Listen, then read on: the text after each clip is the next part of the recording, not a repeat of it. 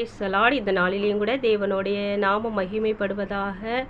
ஏசாயா 66வது அதிகாரம் 13வது வசனத்தில் தேவன் நம்மளோடு இடைப்படுகிற வார்த்தை, ஒருவனை தாய் தேற்றுவது போல் நான் உன்னை தேற்றுவேன், எருசலேமில் நீ தேற்றப்படுவே என்று சொல்லி ஆண்டவர் நம்மளோடு இடைப்படுகிறாங்க. ஏன் ஆண்டவர் நம்மளிடத்துல இந்த வார்த்தையை கூறுகிறாங்கன்னா, இந்த உலகத்தில் யாருமே நம்மளை தேற்ற முடியாது, ஆனால் ஆண்டவர் நான் உன்னை தேற்றுவேன் என்று சொல்கிறாங்க. உன்னை நான் கண்மலை மேல் எருசலேம் மேல் நான் உன்னை வைத்து கொள்வேன் என்று சொல்லுகிறாங்க. அங்கேயும் நான் உன்னை தேற்றுவேன் என்று ஆண்டவர் சொல்லுகிறாங்க. அப்போ இந்த உலகத்தில் அநேக நம்ம நினைக்கலாம், இந்த உலகத்தில் இந்த பூமிக்குள்ள ஒரு வாழ்க்கையில் நம்ம இருக்கும் பொழுது நமக்கு அநேக சோர்வுகளும் அநேக பாடுகளும் உபத்திரங்களும் நமக்கு வந்து கொண்டே இருக்கலாம். என்னை தேற்றுறதற்கு இந்த உலகத்தில் யாருமே இல்லையே என்று சொல்லி நம்ம நினைக்கலாம். ஆனால் ஆண்டவர் என்ன சொல்கிறாங்கன்னா, நான் தேற்றுவேன், ஒரு தாய் தேற்றுவது போல் நான் உன்னை தேற்றுவேன். நம்ம இந்த உலகத்தில் இருக்கும்போது, நம்ம பிறக்கும் பொழுது நம்மளுடைய தாய் நம்மளை எவ்வளவாய் ஒரு கரிசனையோடு நம்மளை பாதுகாத்து கொள்ளுவார்கள்.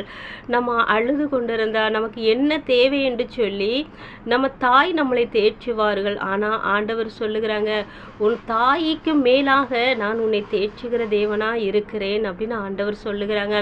தாய் உன்னை கைவிட்டாலும் கூட தேவன் ஒரு நாள் உன்னை கைவிட மாட்டேன் என்று சொல்லி ஆண்டவர் சொல்லுகிறாங்க. அப்போ நம்மளுடைய வாழ்க்கையில் இந்த காரியத்தை குறித்தும், நம்மளுடைய சோர்வுகளை குறித்தும், நம்மளுடைய குடும்ப பிரச்சனைகளை குறித்தும் நம்ம எதற்கும் கவலைப்பட வேண்டாம். தேவன் நம்மளுடைய வாழ்க்கையில் ஆசீர்வதிக்கிறதுக்கு அவர் வல்லமை உள்ள தேவனாக இருக்கிறாங்க.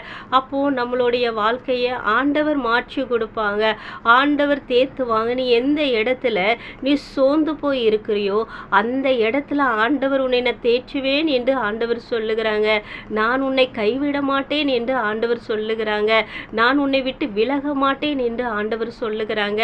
அப்போ இப்படிப்பட்ட ஒரு நல்ல தேவனை நீங்க விசுவாசித்து நீங்க வரும்பொழுது, தாய் தகப்பன் உங்களை கைவிட்டாலும் கூட தேவன் உங்களை தேற்றிக்கொள்ளுகிற தேவனா இருக்கிறாங்க. அவர் உங்களை ஆறுதல் படுத்துகிற தேவனா இருக்கிறாங்க. இந்த உலகத்துல எங்க போனாலும் நம்மளுடைய வாழ்க்கையில ஆறுதல் கிடைக்காது.